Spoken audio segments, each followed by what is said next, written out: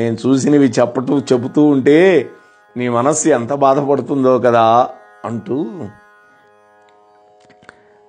మీ సవతి ఆ రుక్మిణి డాబు దర్పం ఆ పువ్వు ధరించినటువంటి గొప్పదనం వల్ల మిగిలినటువంటి సవతులందరూ మాత్సర్యాన్ని విడిచిపెట్టి పాదసేవ చేస్తున్నట్లుగా తానేదో ఒక పెద్ద సింహాసనం మీద కూర్చొని చూశారా నేనెంత గొప్పదాన్నో అని ముల్లోకాలను ఏలుతున్నట్టు వెలిగిపోయిందమ్మా అంటే అంత పోజు కొట్టింది అంటున్నది.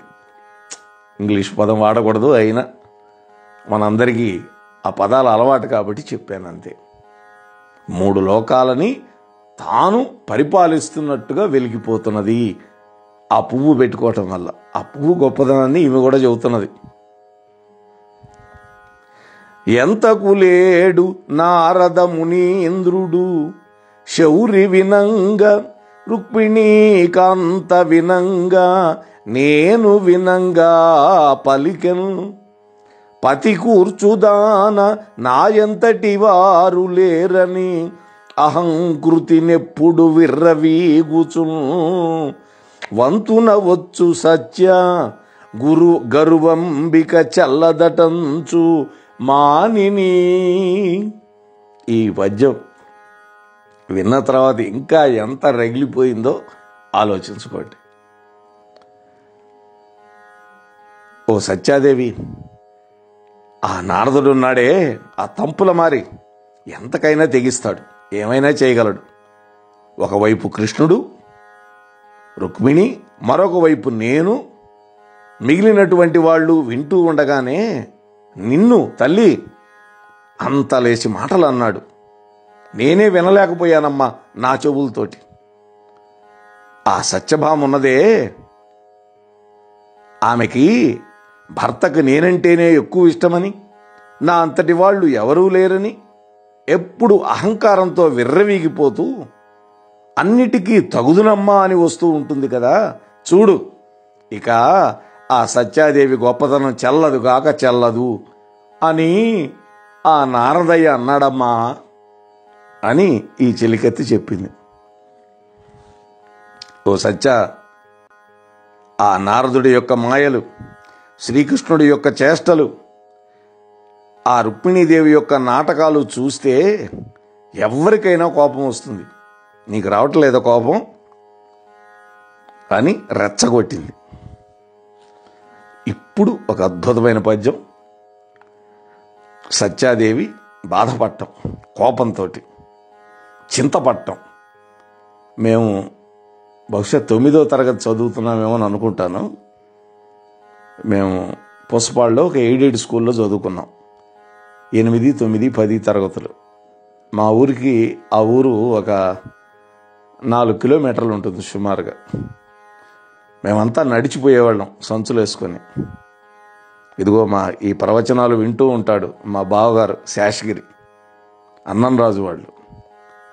మా బావగారు, నేను, ఇంకా చాలామంది స్నేహితులం అందరం సంచులు వేసుకొని భుజాన, ఒక చేతిలో క్యారేజీ. మంచినీళ్ళు అక్కర్లా ఆ రోజు, ఎందుకంటే మా బడి పక్కనే రోడ్డుకి అవతల పెద్ద చెరువు ఒకటి ఉండేది. ఆ చెరువు గట్టు మీద చింత చెట్లు అవన్నీ ఉండేవి. ఆ చెట్ల కిందే కూర్చొని భోజనం చేసేవాళ్ళు. అప్పుడు మా మాస్టర్ గారు రాఘవేంద్రరావు గారని మహానుభావుడు ఎంత అద్భుతంగా చెప్పేవాడో. ఇప్పటికీ నాకు చెవుల్లో రింగుమంటుంటుంది. అనవినివ్రేటు వడ్డ ఉరగంగనయుంబలనేయివోయ భగ్గన దరికొన్న భీషణ హుతాశన కీలయనంగలేచి హెచ్చిన కనుదోయి కెంపు తన చెక్కుల కుంకుమ పత్రభంగ సంజనిత నవీన కాంతి వెదజల్లగ గద్గద కిన్న కంఠియయి. ఇది అద్భుతమైనటువంటి పద్యం. మేము దాదాపు 45 ఏళ్ళు అయిందేమో చదువుకొని, 50 ఏళ్ళు కూడా అవుతున్నది. ఎందుకంటే నాకు ఇప్పటికే 65 ఏళ్ళు నడుస్తుంది. ఆ మాటలు సత్యాదేవి విన్నది. చెలికెత్త చెప్పినటువంటి మాటలు భయంకరమైన కోపం వచ్చింది. ఆమె కోపం ఎలా ఉందో ఇక్కడ కవి వర్ణించాడు. దెబ్బతిన్నటువంటి త్రాచుపాములాగా లేచింది. అనవిని వేటు వడ్డ ఉరగా అంగన ఎన్బలే అన్నది. ఉరగాంగన అంటే ఆడత్రాచు, ఉరగ అంగన దెబ్బతిన్నటువంటి ఆడ త్రాచుపాములాగా లేచింది బుస్సున. భగ్గున అగ్నిజ్వాలల్లాగా ఉంది ఆమె లేచినటువంటి విధానం. కోపం వస్తే భగ్గుమన్నారు అంటాం కదా, భగ్గున మండే అగ్నిజ్వాలలాగా ఉన్నది. కళ్ళు ఎర్రబడ్డాయి. ఆ ఎర్రదనం చిక్కిళ్ళ వరకు వ్యాపించింది. ఆ కళ్ళ యొక్క ఎర్రదనం చిక్కిలి వరకు వ్యాపించింది. చిక్కిలి కూడా ఎర్రబడింది. ఎట్లా ఉందట అది? కుంకుమ పత్ర రచన చేస్తే వచ్చే కొత్త కాంతి ఎలా ఉంటుందో అలా ఉన్నదట. ఆమె గొంతు బొంగురుపోయింది. అంటే కోపం వచ్చినప్పుడు గద్గద స్వరంతో దుఃఖం కూడా మిళితమైంది గొంతులో కోపంతో పాటు. కిన్న కంటి అయి అన్నాడు కదా. ఇది ఒక అద్భుతమైన పద్యం. ఇక వెంటనే ఆమె కోపం వచ్చి మాట్లాడుతోంది. ఏమేమి కలహాశనుండచటికై ఏ తెంచి ఇట్లాడెనా, ఆ మాటల్ చెవియొగ్గి తావినియనా ఆ గోపికా వల్లభుండు. ఏమేమాడెను రుక్మిణీ సతియు నీవింకేటికిన్ దాచెదే, నీమో మాటలు మాని నీరజముఖీ నిక్కంబు ఎరింగింపవే అంటున్నది సత్య. ఆ నారదుడు కలహభోజనుడు. ఆయనకి కలహమే ఆహారం. ఓ చెలి, ఆ నారదుడు ఆ మందిరానికి వచ్చాడా, కృష్ణ మందిరానికి? అట్లా ఏదేదో నా గురించి మాట్లాడా. ఆ మాటలు నా భర్త కృష్ణుడు విన్నాడా చెవులొగ్గి? ఆ రుక్మిణీదేవి ఇంకా ఏం మాట్లాడింది? నువ్వింకా ఏం విన్నావు? ఎందుకు నా దగ్గర దాస్తావు? మొహమాటం కట్టిపెట్టి నిజం చెప్పు అని నిగ్గదీసింది. ఇక్కడ నారదుడు మాట్లాడటం ఒక ఎత్తు అయితే, నారదుడు మాట్లాడేటప్పుడు అలా మాటలు వింటూ కృష్ణుడు ఏమీ మాట్లాడకుండా ఉన్నాడా అనేది ఆమె బాధ. రెండోది, నా గురించి వ్యాఖ్యానిస్తుంటే నా సపత్ని రుక్మిణీదేవి ఏమన్నది అంటే, భర్త తిట్టినందుకు కాదుట, తోడికోడలు నవ్వినందుకు అని ఒక సామెత మనకుంటుంది. ఇక్కడ సపత్ని నన్ను అలా ఎగతాళిగా మాట్లాడుతుంటే ఆ ఋషి ఏమన్నది? నా భర్త బెల్లం కొట్టిన రాయిలాగా కూర్చున్నాడా? అది వింటూ ఇది ఆమెకి. ఆ పారిజాత పుష్పం చాలా గొప్పదని చెబుతూ ఆ నారదుడు ఆ పువ్వును తనకు ఇష్టమైనటువంటి వాళ్ళకి ఇస్తే ఇచ్చుకోవచ్చు, అది ఆయన ఇష్టం. కానీ మధ్యలో నా ప్రస్తావన ఎందుకు రావాలి అక్కడ? ఇది ఆమె బాధ. నారదుడు ఇచ్చాడు పుష్పం నా భర్త కృష్ణుడికి. సరే, కృష్ణుడు ఆ మందిరంలో ఉన్నాడు కాబట్టి అక్కడ ఇస్తే ఇచ్చుండొచ్చు రుక్మిణీదేవికి. కానీ నా ప్రస్తావన ఎందుకు రావాలి? నన్ను గురించి ఎందుకని వ్యాఖ్యానం చేయాలి? ఆ నారదుడికి లోకాలన్నీ తిరగడం, తగవులు పెట్టడం కొత్త కాదు కదా. అయితే కృష్ణుడు ఆ మాట వినడం తప్పు కదా. ఏమిటయ్యా నా భార్య గురించి ఇలా మాట్లాడుతున్నావు అనాలి కదా, ఆపేయాలి కదా ఆయన్ని. నన్ను ఆ విధంగా అవమానిస్తుంటే చూస్తూ ఊరుకోవడం తప్పు కదా. అలా మాట్లాడటం తప్పని వారించాలి కదా. ఏం చెలి, ఇవేం జరగలేదా అక్కడ? ముని ఏమి సేయు రుక్మిణి కొన కారణమేమి, ధూర్తగోపాలుడు చేసిన చైదమేమి చెప్పుదు,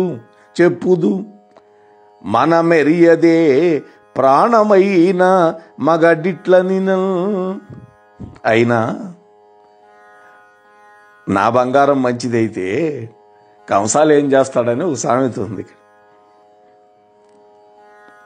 అయినా నారదుడు ఏం చేస్తాడు? అతడికి పని అది కదా, తగాదాలు పెట్టడం. అతని తప్పు లేదు, రుక్మిణీదేవి తప్పు కూడా లేదు. కృష్ణుడు ఇచ్చాడు కాబట్టి ఆ పుష్పాన్ని తీసుకుంది. ఆ పుష్పాన్ని రుక్మిణికి ఇవ్వడం, నారదుడు అన్నేసి మాటలన్నా విని ఊరుకోవడం లాంటి తప్పులు చేసినటువంటి ఆ ధూర్త గోపాలుణ్ణి అనాలి. ధూర్త గోపాలుట భర్త, ప్రాణానికి ప్రాణంగా భావించినటువంటి భర్తే ఇలా చేస్తే ఏ భార్యకైనా మనస్సు రగిలిపోదా చెలి? నువ్వే చెప్పు అంటోంది. పరికింపరు తమజాడలు తరుణులు తగులములు నమ్మదగదండ్రుమదిల్ శరదంబుదం చలచిత్తులు పురుషులు పో వారి నమ్మబోలునే చెలియా. ఇక మగవాళ్ళ మీద మళ్ళింది ఆమె కోపం, మగ జాతి మీదకు మళ్ళింది ఆమె కోపం అంతా. అందుకని ఏముంటుందో చూడండి. ఓ చెలి, అసలు ఈ మగవాళ్ళు ఉన్నారే, వాళ్ళు తమ తప్పులు తెలుసుకోలేరు. మంచి చెడ్డ రెండు ఆలోచించరు. అకారణంగా స్త్రీల యొక్క ప్రేమను నమ్మకూడదని పైగా అభండాలు కూడా వేస్తారు, అభాండాలు. కానీ స్త్రీలు పురుషుల యొక్క ప్రవర్తనను బట్టే నడుచుకుంటారని వాళ్ళు మాత్రం అనుకోరు. ఓ చెలి, నిజం చెప్పాలంటే మగవాళ్లే స్థిరత్వం లేని వాళ్ళు, వాళ్ళనే నమ్మకూడదు అంటున్నది. కానీ మామూలుగా స్త్రీలని చపల చిత్తులు అంటారు. ఈమెమంటోంది మగవాళ్లే చపల చిత్తులు, వాళ్ళని నమ్మకూడదు అని అంటున్నది. ఇన్ని దినంబులు సతులిందరలో కదు గారవంబునల్ కన్నియ నన్ను వల్లభుడు కన్నులగప్పు కొనంగ నుండి ఆ వన్యయు వాసియున్ తరంగి వారు నన్ను దలలెత్తి చూడగా సన్నల జాయలన్ పలుక సైతునే ప్రాణములెంత తీపకో. ఓ చెలి, ఇంకేముంది, నా పరువు అంతా పోయింది. ఇవాళ ఆ నారదుడు ఆ విధంగా మాట్లాడటం వల్ల, నా భర్త విని ఏమీ అనకపోవడం వల్ల, నా సపత్ని ఇవన్నీ వినటం వల్ల నా పరువు అంతా పోయింది.